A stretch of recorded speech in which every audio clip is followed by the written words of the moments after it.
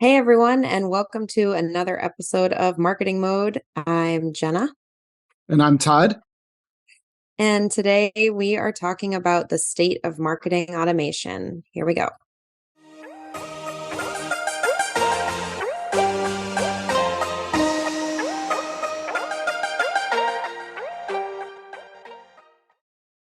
Todd, how are we doing today? Doing great. We're in the summer months, and so it's just been a fun time. But it's always fun to come back and talk to you, Jenna, and just kind of riff on a couple marketing topics. How hot is it down there in Florida? Wicked hot, Wicked hot. wicked hot. You know, I for I'm the rubbing last off on you. for the last 3 days, I've been trying to go out and mow my lawn, and yesterday I Oh, got out and immediately it drenched me with rain. So yeah, we're you're just in like the not worth it.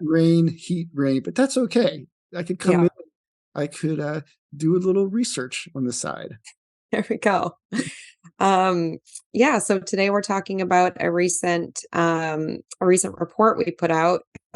We published it in March of this year, the State of Marketing Automation 2023. And for the last, I don't know, maybe less than a year, we've been doing these trend reports where we compare results from the previous year, so 2022 in this case.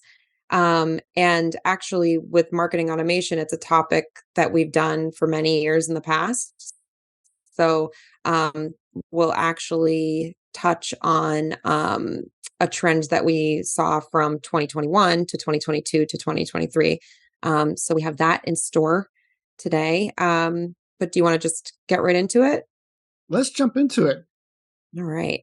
Um, First, we're talking about the extent of automation. So, how much of the overall customer journey is automated according to marketers. Um, and we saw year over year, we saw pretty low numbers.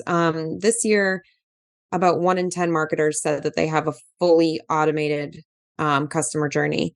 And then another 25% said mostly automated. And those numbers look similar to last year.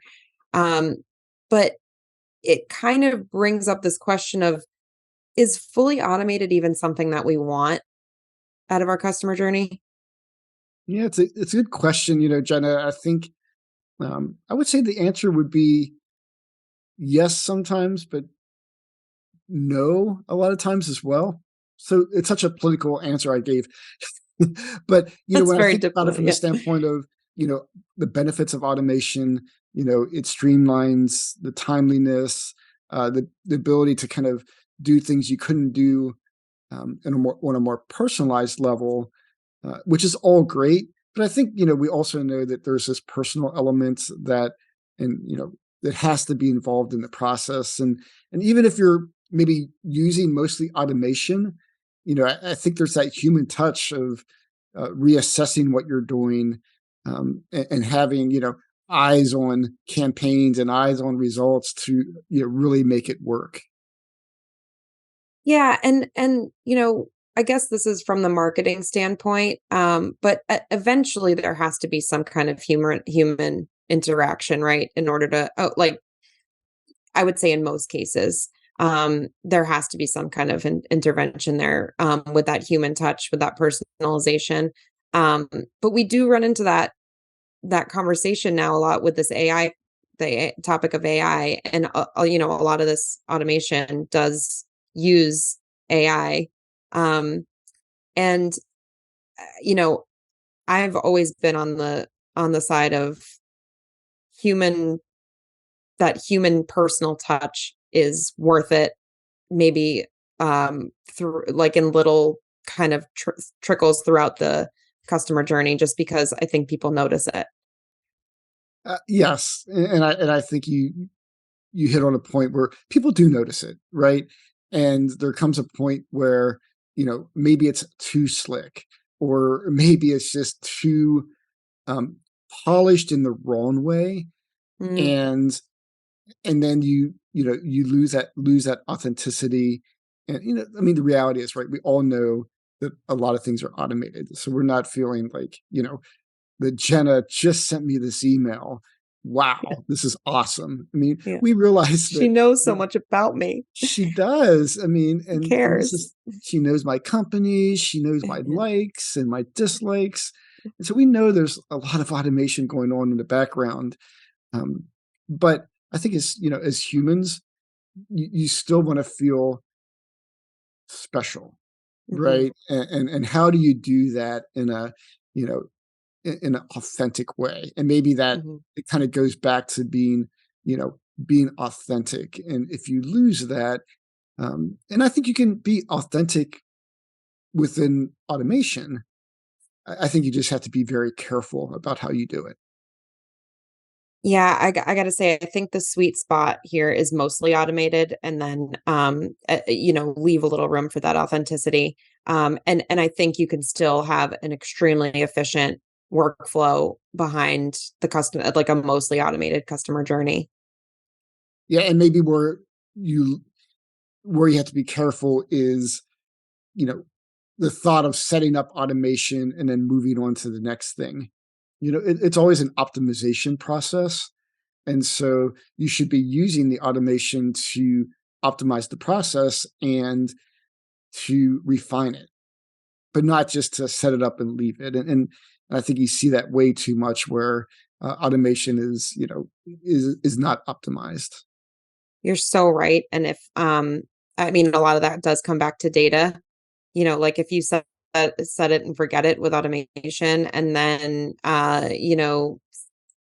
preference changes, or like a segmentation changes, something along those lines, you're delivering you're worse off. You're not delivering that experience that you're trying to achieve.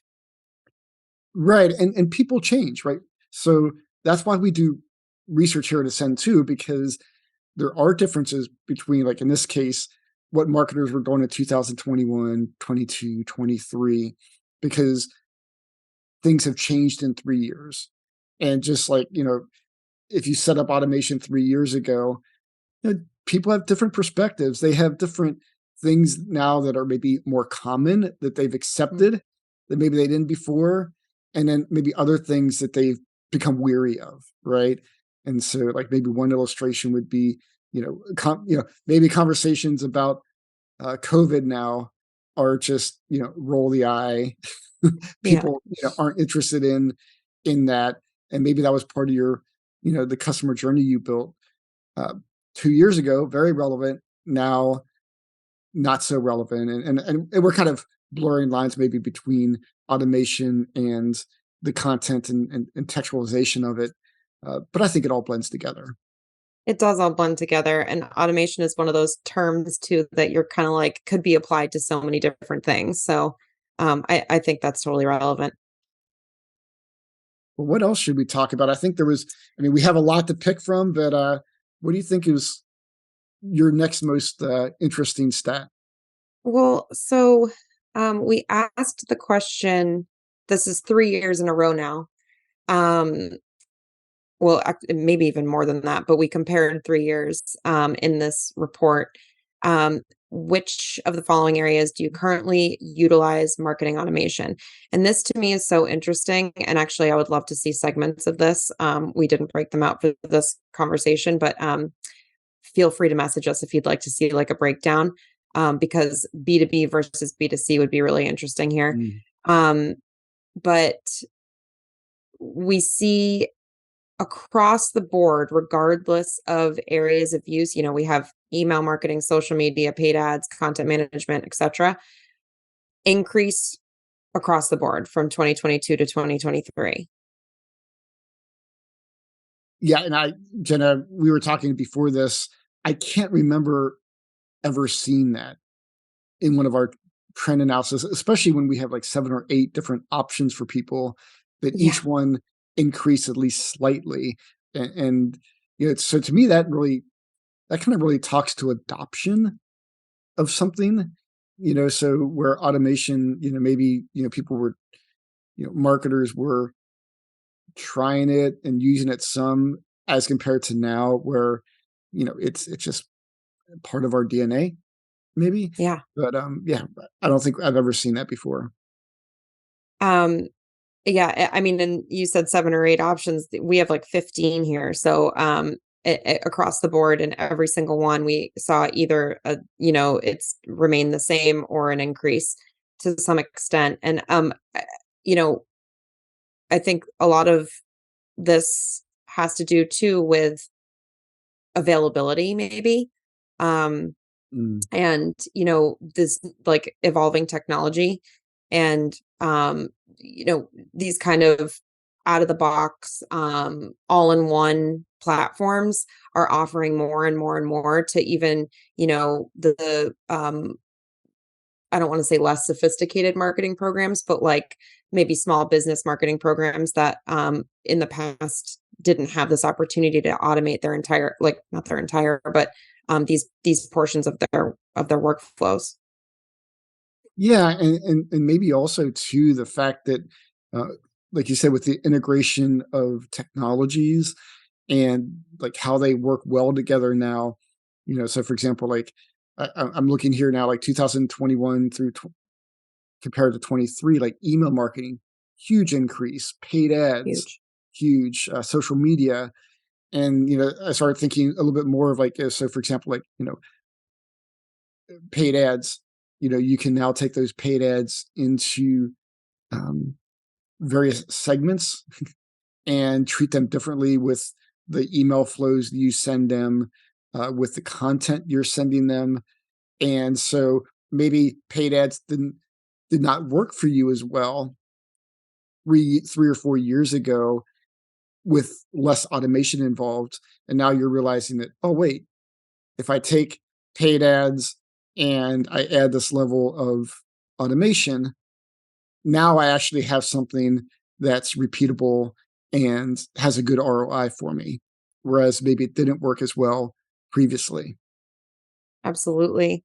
And you know access to more levels of data. um there's it's just more readily available, these kind of intent data, for instance.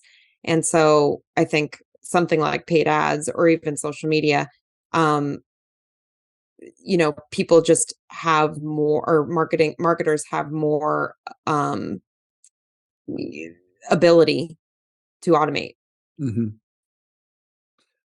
Right. And, one encouragement I would have for our audience would be, I think this data really tells me that maybe some things you tried in a less automated time period, maybe now would work for you by adding the automation elements. So, maybe ROI of paid ads didn't work for you in the past. Uh, the nice thing about research and seeing what other marketers are doing is you can look at that and be like, maybe I want to re-examine this, and let me put some strategy together and see maybe it'll work better for me now. Technology's improved. Um, and, for example, your paid ads, maybe you're not spending as much on paid ads, but maybe you're segmenting them more and having that automated workflow that now makes at least, an element of it work. Yeah, definitely. And I know I speak a lot to like the small business segment. It's just because I relate to them more. But even just maybe it's a matter of kind of keeping up with the platforms that you're using. Um, we work closely with one of our partners, is an email marketing platform, and they're releasing AI features, and that all plays into their automation tools. And there as these features are rolled out, it's important to keep up with them, because you can maybe even be like a beta tester or whatever for them, but it would definitely serve you to keep up with, especially these larger ones. We see email marketing, social media management, and paid ads right at the top. So definitely something to keep an eye on. And I think also, like, with you brought up AI, and a lot of companies and marketers are a little bit like, I don't know where to get started. Should I use AI? And the fact of the matter is, you're probably already using AI, whether you know it or Totally. not, with your platforms, right? So they're Yeah. using and leveraging AI to assist you in workflows and automation And and all content these. suggestions. Yeah, I mean, you're right. I mean, there's so many things. So you are using AI, and it's probably built into your tools, and we have to embrace it, right? We have to find out like what works and what doesn't work. Absolutely. Well, this is exciting, Jenna. And we were talking about AI. I know we're working right now on our next topic for our monthly calendar, and that's going to be email marketing. But we're going to be looking specifically at email marketing and how marketers are leveraging AI within email. So, just something that will be coming out here in about a month. Yeah, and considering that almost 2/3 of marketers say they're using automation in their email marketing, I bet a lot of that automation is AI powered. Um, and yeah, so hopefully that will appeal to a lot of our audience. Yes, I think it will. Well, this was great. Thank you so much. And will link to all of these reports, the previous year's reports and this current report, right down in the show notes or in the comments. So check those out. And thank you. Great. Have a great day, everybody.